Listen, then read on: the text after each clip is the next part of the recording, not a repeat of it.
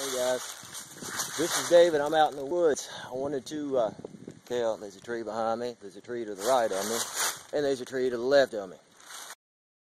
I'm going to do a live from the Pain Factory webcast. So what it's going to be is once a week, I'm going to let you guys see what it's like to have a mixed martial arts gym in Litchfield, Kentucky. You guys are going to see how we train and meet different people at our place, and life in Kentucky is a lot different than a lot of places, well, hell, everywhere else I've been. Anyway, right now I'm headed in the woods. I've got wood to cut because we still burn wood for heat. I do I build stoves. They're called gasification, wood outside furnaces, whatever you want to call it. Post some videos up with that. Right now I'm walking down a county road. This is the county road. Yep, you see that? That's county road. So we're walking down the road here, cutting some trees off the right of way a little bit. Now this road isn't maintained by the state anymore. My chainsaw blade got dull, so I had to go back and get a sharpener. This little file's been passed down from my grandfather, to my dad, to me. Different file, same damn handle. So you guys make sure you all how to sharpen a chainsaw blade if y'all don't know how to sharpen one. A lot of the old boys around here, strength training, packing load stones and stuff like that, are something that you see a lot. And you got to watch out for them damn things everywhere. Those are brawers. Yeah, they kind of hurt. You get used to it around here. I guess a smart fella would wear a long sleeve shirt. But anyway, functional strength training, packing heavy shit, carrying heavy shit, setting heavy shit down is something guys around here get a lot of time doing.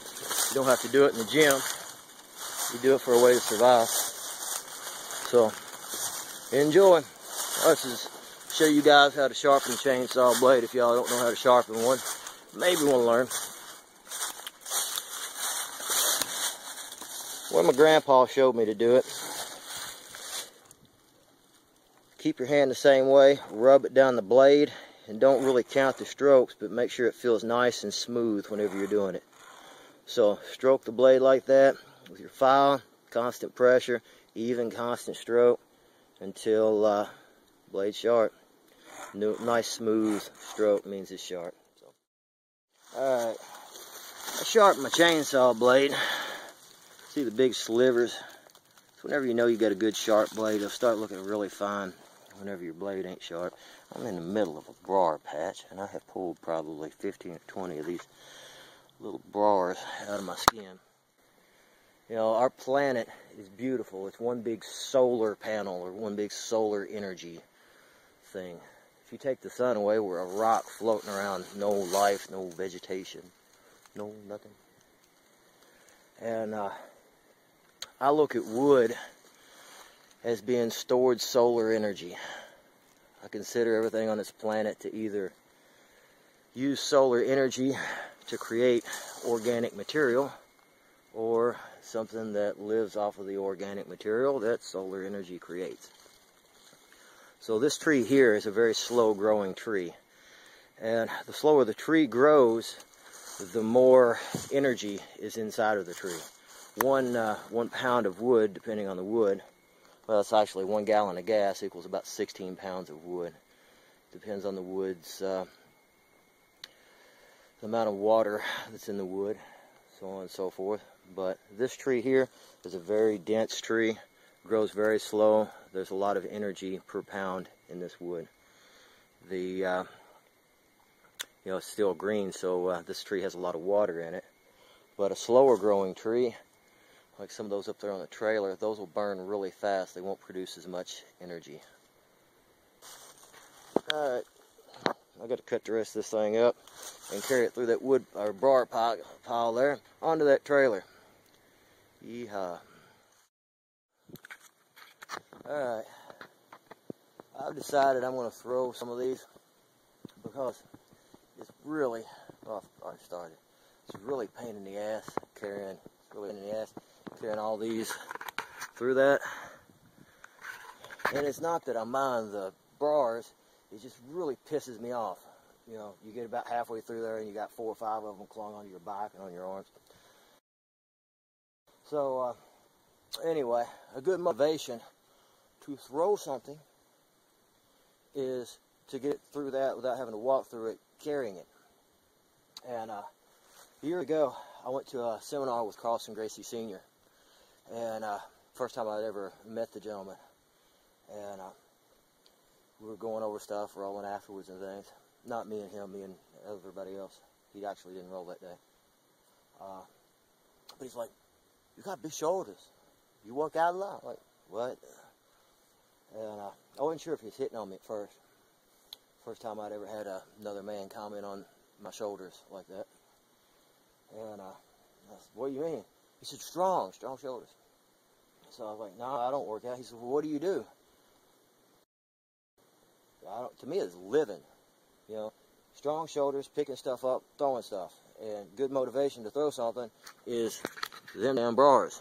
Them damn bras, very good motivation to throw something. I guarantee you, you will not like wuss out whenever you're throwing something through bars or whenever you're carrying something through bars, because you're not going to set it down. Because setting it down means you're going to have to stand there for a little bit longer with bars stuck in your ass. So, anyway, yeehaw, get this stuff done. I've got one more to cut, and then I'm going to head to the house, unload this. We got classes tonight, so may shoot a technique video for you guys. Yeehaw. Let's get my wife to pick all the crap out of my arms. These little sons of bitches. Yeah, I've got them all. I got them things all on my back too. Sucks. Maybe I should have wore a thick jacket. Alright, see you guys.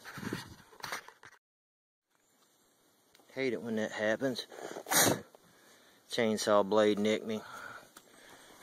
Kind of kicked back a little bit, went through my jeans. Anytime you get cut with a chainsaw and it didn't go off, you're pretty fortunate. Anyway, I had to tape that up whenever we rolled tonight. I'm going to go back to the house, get it cleaned up. I don't want to get an infection. Medicines and antibiotics, too expensive. So, plus, this little tree is the last thing I'm going to get cut up. I feel a little bit like a pansy for going ahead and cleaning this up and bandaging it. But like I said, I don't want to get infected. Okay, I'm here. Krista, nurse practitioner, is going to fix my leg. We're going to get some stitches. May not get to be on the mat today. I'll be on, mat time maybe. Maybe not. I don't know. So, if she'll be nice enough, I'll see if I can let her. I'll see if she won't let me take our video on like stitching up. So, anyway. Chainsaws. See ya. Okay, I come back from the doctor. Everybody's asleep, so I've got to be really quiet. I felt like a Nancy for having to go with a little nick. But I'm afraid of infection. Infections freak me out. I've seen some crazy stuff with infections. So I wanted to go ahead and see and get it cleaned out really well and get some antibiotics and stuff. And they went ahead and put a couple stitches in it.